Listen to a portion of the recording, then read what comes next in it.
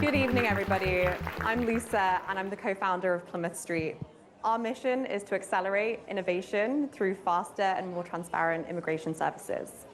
Today, we focus on end-to-end support for the O-1 and EB-1 pathways. So if anyone's interested in the room, feel free to connect with us after, because we really want to expand access to these pathways. So you might tell from my accent, I wasn't actually born in America. I came to the US on a J1. I moved to an O1 after 18 months. And then 6 months later, I moved to an EB1. And every step of the way, I was told by traditional providers I wasn't eligible. And I was incredibly frustrated. I think everyone had a COVID hobby. Mine was US immigration. I really wanted to crack this system and understand and break down what these criteria actually meant. And I'm not alone. 55% of unicorns are built by immigrants. We know there are extraordinary innovators who are stuck with this problem of innovation. And when we know about that value and the importance of those individuals, we can recognize that's a problem worth solving. So today in this panel, we're going to give you the tips and tricks, really get into the weeds of how to navigate an O1 petition. And an O1 petition can act as a guide for your EB1 petition. So hopefully we'll cover some of that too. I'm joined today by some terrific guests. Lorraine Gordon is Plymouth's network attorney, has over 10 years of experience in the field of immigration, and is specialized in supporting startup founders and early employees of technology startups to access these O1 and EB1 pathways. Jake Shah is the Chief Technology Officer of Corner. Corner's mission is to make the world a smaller place. If you want to discover some cool spots in New York, I highly recommend downloading the Corner app. So just search the App Store, Corner Map, and you should find it. And then Ryan Brown is a serial entrepreneur. He has been spending his entire career in the battery technology space. I think an individual who has so much extraordinary experience navigating deep technology, government grants, VC funding. And so I'm really excited to hear your stories. Unfortunately, there's not too much time for a Q&A, but if you want to chat to the Plymouth Street team, our website is www.plymouthstreet.org, and you can reach us on LinkedIn and Twitter. I'm going to hand over to my amazing co-founder, Minn Kim, to explain what an O1 visa is. Hi, everyone. Thank you so much for joining us. It's amazing to see what a packed house it is. My name is Min. I'm the co-founder of Plymouth Street. I have spent my entire career working with early-stage entrepreneurs, first as an investor, and then as a startup operator, and now as a founder. And so one of the other things is I don't have a cool accent, but I am also an immigrant. I hail from South Korea. I spent 11 years getting naturalized and becoming an American. And so when we say we have empathy for where you are and the problem, we really mean it. Plymouth Street was built by and for immigrants. So what is an O1 visa, and what are the things that you might want to know about it? It is some of the facts about it. It's an employment-based visa that is accessible for 3 years. It is uncapped, and it is renewable for perpetuity. You don't need a degree, and so there's no underlying educational requirements, which is a bit distinct from a lot of other visa pathways. And you can work for your own startup, although we will get into the nitty-gritty because you can't self-petition, like some of what we heard earlier. It is pretty fast if you would like to go through the entire process. It is premium process eligible, which means USCIS will get back to you with an outcome within 15 days. Oftentimes, for many individuals, it is a good path towards the EB-1A and the green card. We think of the O-1 as an expert's visa. Ultimately, we are trying to show USCIS, what are you an expert in? What are you an extraordinary alien in? That can sound quite lofty, but we really break it down. And for context, it's a much more accessible visa than you might think. There are 15,000 people every year that apply, and 13,000 people roughly that get it. That's about an 86% approval rating, which is significantly higher than some of the other visa pathways that you might be familiar with. And so we see this as an incredibly underused visa pathway that we think many, many more talented people like yourself should learn about and understand and ultimately be able to access. I'll turn it over to our network attorney because she is truly the expert in all of this. So my first question, and a question that we get asked a lot is, what is extraordinary ability and how can you prove extraordinary ability? Thanks, Lisa. Once again, my name is Lorraine Gordon, and I've been an immigration attorney for over 10 years. In the past few years, I've focused a lot on founder cases and early stage startups, critical employees of startups, et cetera. So as Min mentioned, and I will echo this, the O-1 is a lot more accessible than people think. There are 8 criteria for the O-1. You need to meet at least 3 to be approved for the O-1. So when you sit with our team at Plymouth, we'll go through all 8 criteria and we'll see in your background of career and academic achievements, where we might be able to put forth some evidence in your case. One thing I would say is if you look up the O-1 criteria, you'll see, that your O-1 will be approved if you have a Nobel Prize. And so it might be a little intimidating when you take a look at those criteria. And so I guarantee that you don't need a Nobel Prize to get an O-1. And I think what's really novel about our work is that I think a lot of founders and critical employees of startups will come to Plymouth when they've been turned away by other attorneys who say, well, I don't see enough evidence here. At Plymouth, we really take those milestones that are very common for founders of new startups and, and critical employees. We take those milestones and we put them forth as evidence successfully. And so that's something that we've been able to do in the O-1 context. Amazing. And so having worked on hundreds and hundreds of cases throughout your career, can you share some tactical insights around the criteria and some creative arguments that can be put forth for meeting the standard? Yeah, absolutely. I think, maybe some of you even in this room have been turned away by a traditional immigration practitioner.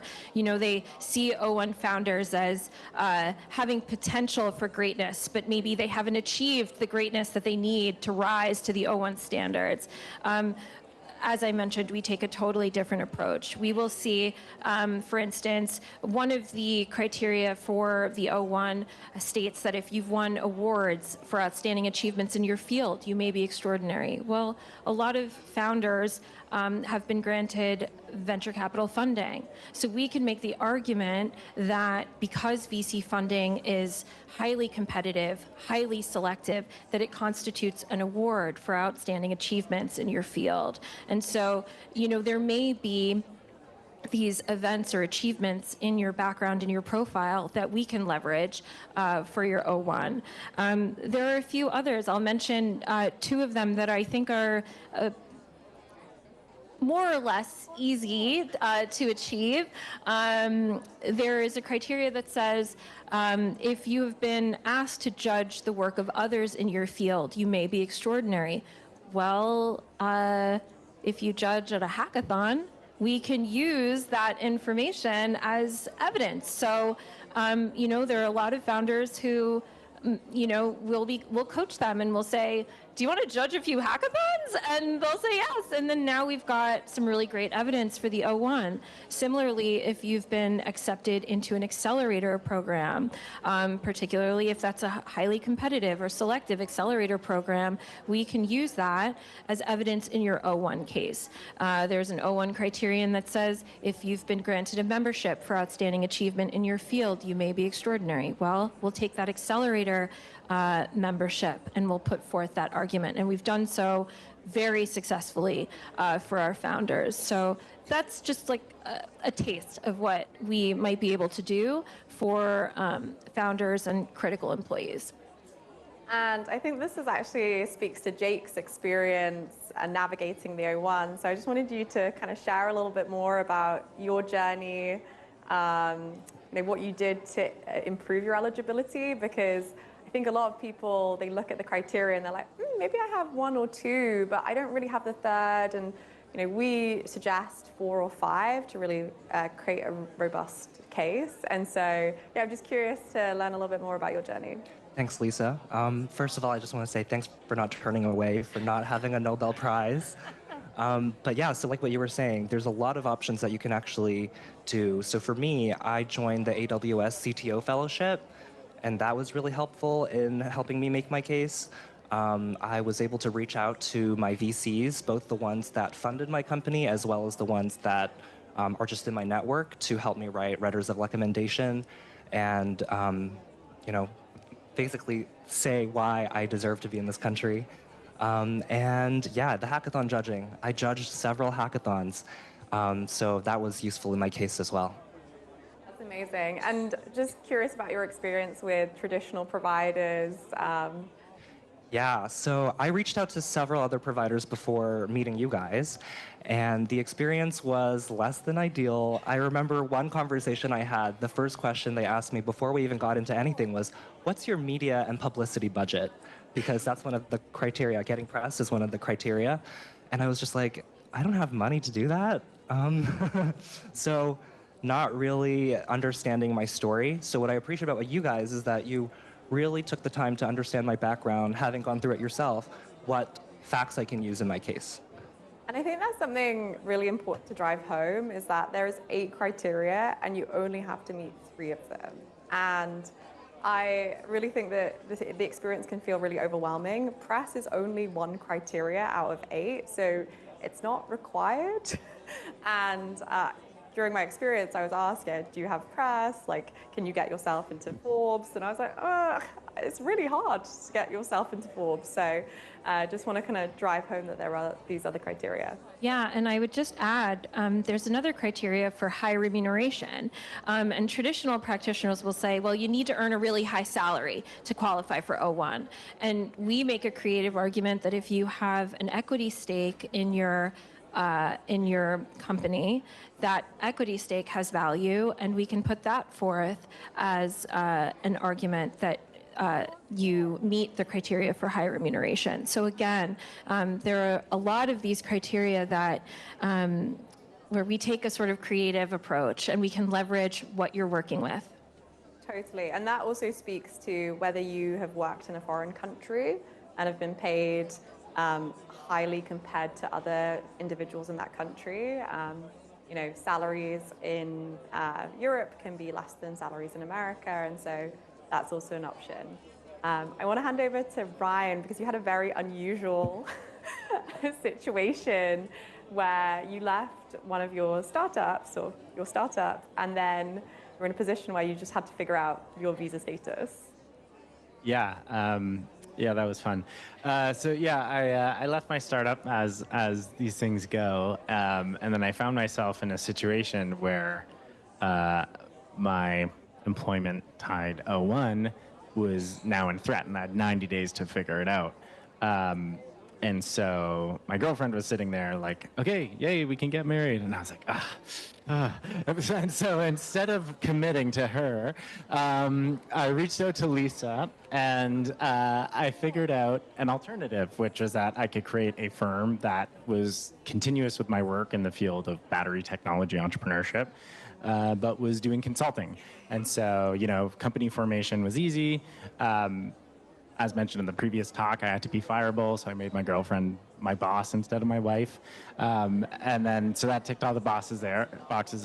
And then the rest of it, I was able to just reach out to people I knew and get them to write letters of intent that should I be granted this visa and start this work, that they would be open to engaging me. And so, all in all, it wasn't like that hard. Given that I had the support of Plymouth, and I worked with other providers before, and I don't mean this as like a, I'm not trying to do an advertisement there, but like as earnest advice, the support you get is makes all the difference in the world. And so, having them kind of walk me through how to put that story together on a pretty tight timeline made it work.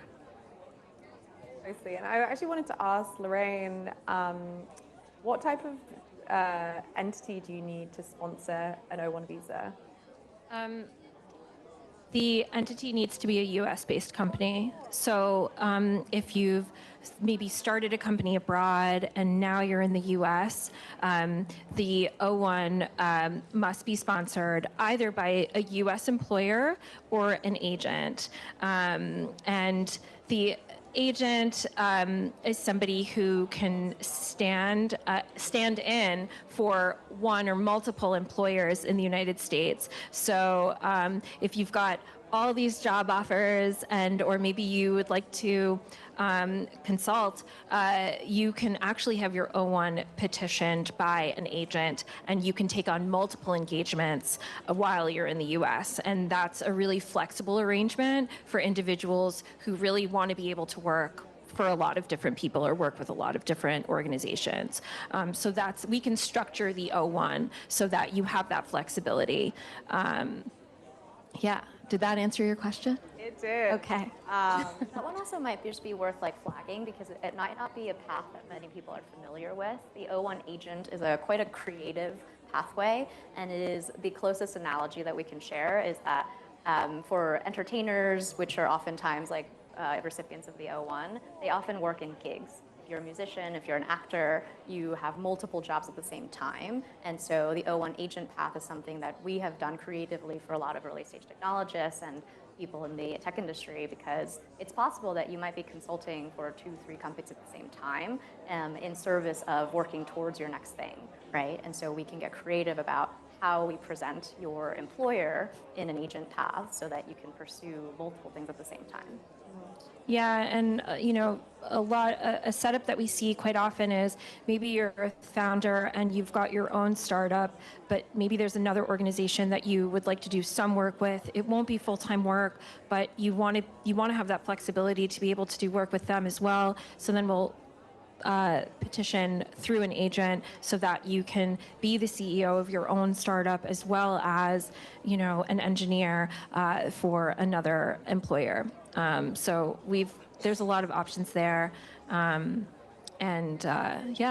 that way, the O-1 is less restrictive than something like an H-1B.